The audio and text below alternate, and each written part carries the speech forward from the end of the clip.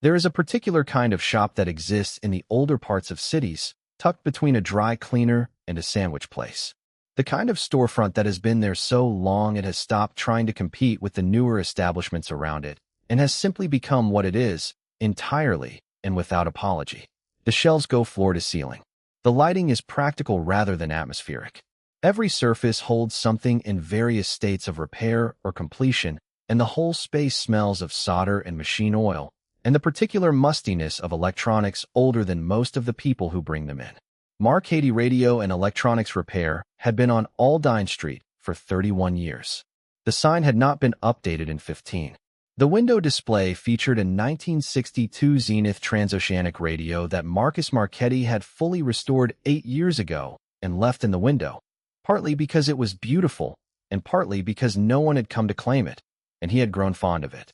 It was into this particular shop, on a Thursday afternoon in June, that a woman in a white suit walked, holding her daughter by the hand, looking at the interior with the specific expression of someone who had expected to arrive somewhere larger and more impressive and was currently recalibrating. Her name was Deborah Ashwood. She was 44 years old. She was the chief executive officer of Ashwood Digital Media Group, a company whose primary business was, in the broadest sense, the future of digital content, streaming infrastructure, brand strategy for the new economy, the various forms media was taking as it moved into shapes that previous generations could not have anticipated. She was not, in any typical sense, the demographic for an analog electronics repair shop. She had come because her daughter had asked her to, which was the reason she went most places that weren't strictly necessary for the running of Ashwood Digital. Her daughter's name was Nadia. She was 7 years old, dark-haired, wearing denim overalls, and currently holding a red cassette tape player. A Panasonic RQ 2102, 1984 vintage, its red plastic casing cracked at one corner. Its play mechanism making a sound that suggested something inside, was very tired but trying its best. The cassette player had belonged to Deborah's mother, who had died the previous year. It held a tape of Nadia's grandmother singing, a recording made at a family gathering when Nadia was 2, before the diagnosis, before everything that followed. The tape player had stopped working 6 weeks ago, and Nadia had not accepted this as a permanent situation. Marcus Marchetti was 41 years old. He was sitting at his workbench when they came in, a 1970s Nakamichi cassette deck partially disassembled in front of him, the kind of work that required the particular focused patience of someone who has made peace with the fact that restoration cannot be rushed. He looked up when the door opened. He took in the woman in the white suit, the child in overalls, the red cassette player the child was holding with the specific, careful grip of someone who understood it was important. "Good afternoon," he said. "Hello," Deborah said. She was looking at the shelves with the expression she had walked in with, politely suppressed surprise at the density and age of everything around her. "My daughter insists this is the right place." "For what?" Marcus said. Nadia held up the cassette player. "It stopped working," she said. "There's a tape inside it, and I can't get the tape out, and I can't play it. My dad said it was probably not fixable because it's really old. My mom said she'd look online and see if she could buy a new one, but I didn't want a new one. I wanted this one fixed." Marcus looked at the cassette player. He looked at Nadia. "Can I see it?" She crossed the shop and placed it in his hands with the specific solemnity of someone transferring custody of something important. He turned it over. He pressed the play button. He listened to the labored sound it made. He pressed eject and felt the mechanism resist. "How long has it been like this?" 6 weeks, Nadia said. "What's on the tape?" "My grandma singing." Nadia said she died last year. "It's the only recording we have of her singing." Marcus looked at the cassette player in his hands, then at Nadia, then at Deborah, who was standing near the door with the expression of a woman who had expected this to be a brief, probably fruitless errand, and who was now experiencing something she had not anticipated. "I can look at it," he said. "I can tell you in about 20 minutes whether it's fixable and what that would involve." 20 minutes, Deborah said, in a tone that suggested 20 minutes was a significant unit of time. "You're welcome to wait or come back," he said, setting the cassette player carefully on the workbench. "Whatever works for you." "Mom," Nadia said, "we can wait." "We can wait," Deborah said. She did not wait gracefully, which was not a criticism, simply an observation. She had the particular restless quality of someone whose professional life had calibrated her to the speed of digital decisions, and a shop that moved at the pace of careful manual work was a different rhythm than the one she inhabited most of her waking hours. She looked at her phone. She looked at the shelves. She looked at her phone again. "Do you sell any of these?" she said after about 4 minutes, gesturing at the restored radios on the upper shelves. "Some of them," Marcus said, without looking up from the cassette player, which he had opened on the bench. "The ones with tags. The ones without tags are customer repairs or personal projects." "How do you even find customers for this?" she said. "Who needs analog electronics repaired in?" She appeared to calculate something. "The current decade?" "More people than you'd expect," he said. He said it without particular defensiveness, which was the right choice. Audiophiles who prefer the sound quality of older equipment. People with estate items that have sentimental value. Collectors. People whose grandmother left them a tape player with a recording on it. A slight pause. "That last category happens more than you'd think," he added. Deborah looked at the back of his head for a moment. "Isn't it a bit," she paused, as though choosing the word, "precarious?" "Financially. It's a small business," he said.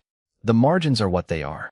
But the work is what it is, too, which is to say, it matters to people, and I'm good at it." He still hadn't looked up. "Those two things are enough for me."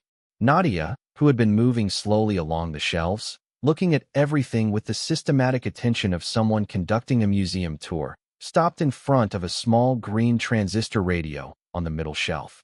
"Is this one fixed?" she said. "Yes," Marcus said. "That one works." "What kind is it?" 1963 Motorola. AM only. "Can I turn it on?" Marcus looked up briefly. "The dial on the left." Nadia turned the dial. Static, and then a faint signal. A local AM news station. The tiny particular sound of AM radio through a 60-year-old speaker. Nadia listened to it for a moment with the serious, interested expression she brought to most things. "It sounds different than regular radio," she said. "Different speaker technology," Marcus said. "Different frequency reproduction." "Is that good different or bad different?" "Just different," he said. "Some people like it better. Some people like newer better. It depends what you're used to and what you're listening for." Nadia turned the dial again, and the radio went quiet. "I think I like this kind," she said. "It sounds more like a real thing." Marcus looked at her across the workbench. "That's a good way to put it," he said. At the 18-minute mark, he set down his tools and looked at the cassette player. "The belt is deteriorated," he said. "Standard for this age, the rubber degrades. The mechanism is otherwise fine. I can replace the belt, recalibrate the head, clean the tape path. It'll play the tape without any quality loss." "How long?" Deborah said. 2 days if I have the belt in stock. 3 if I need to order it." He looked at the shelves to his left, found a small bin, searched through it. "I have it." "What's the cost?" Deborah said. He named a figure that was modest in the context of what it would mean. Not inexpensive in an absolute sense, but entirely reasonable. "That's all," Deborah said. "That's the work," Marcus said. "Parts and labor."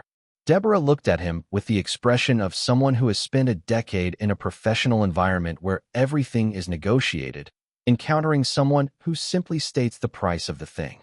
"Okay," she said. "Yes." It was at this point that Nadia, who had been back at the green transistor radio, turned and looked at her mother with the particular expression of a child who has made a decision. "Mom," she said, "I want to come back when it's ready.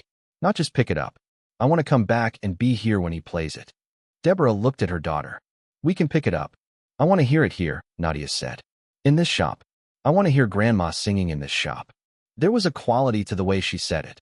Not dramatic, not insistent in the way of a child making a demand, but with the simple, direct certainty of someone who knows something and is stating it. That stopped Deborah's natural inclination to offer a more efficient alternative. She looked at Marcus. "Is that," she started. "Saturday morning, I open at 9 o'clock, Marcus said. "It'll be ready by Saturday. You're welcome to come back then." Nadia looked at her mother. "Okay," Deborah said. They came back Saturday. Deborah was not in a white suit this time. She was in jeans and a linen shirt, the specific casualness of someone who had registered between Thursday and Saturday that a white suit was not the right clothing for this shop. Nadia was in overalls again, because overalls had apparently been assessed and approved as standard. Marcus had the cassette player on the bench, clean, reassembled, the new belt in place. He pressed play. The tape moved.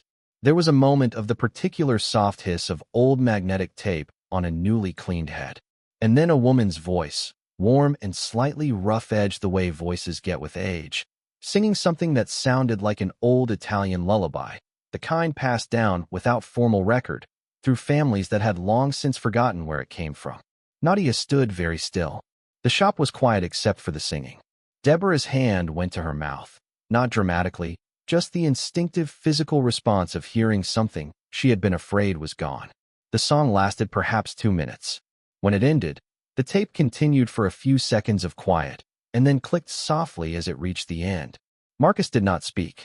He simply waited, in the way of someone who understands that a moment is happening and that the right contribution to it is silence.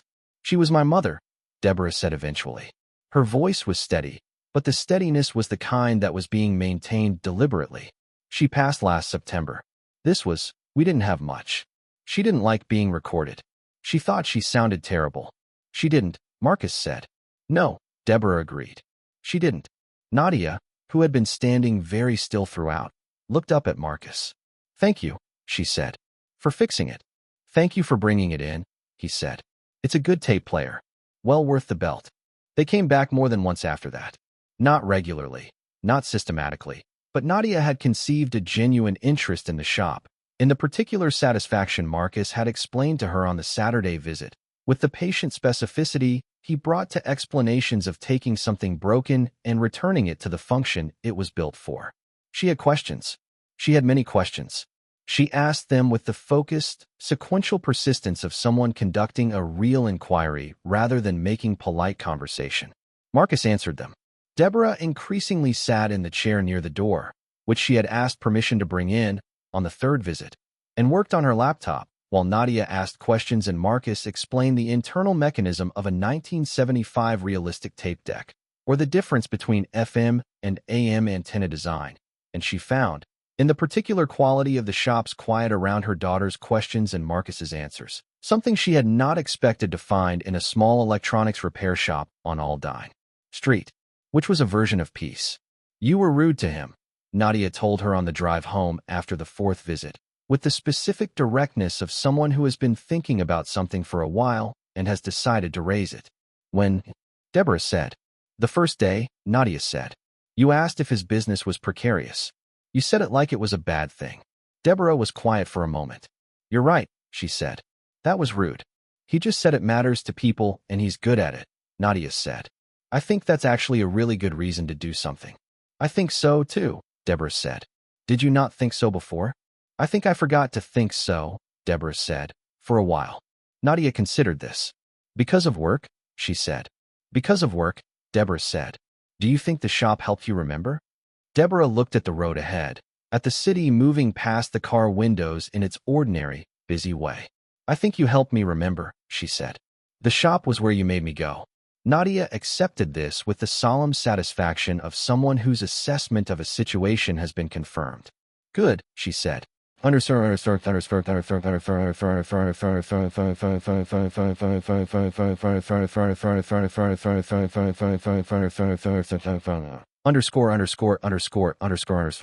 And perhaps that is the quiet truth tucked inside a Thursday afternoon like this one, that the things we are most tempted to dismiss as small, or precarious, or out of step with the current moment, are very often the things that hold what cannot be replaced. A shop that knows how to fix old things is not behind the times. It is the custodian of the times that came before, and of everything those times left behind in the hands of people who love them. A child knew this before her mother did. Children often know these things first. They haven't learned yet to mistake efficiency for value, or newness for worth. They simply recognize what matters and refuse to leave without it. That is the oldest and most reliable kind of wisdom there is.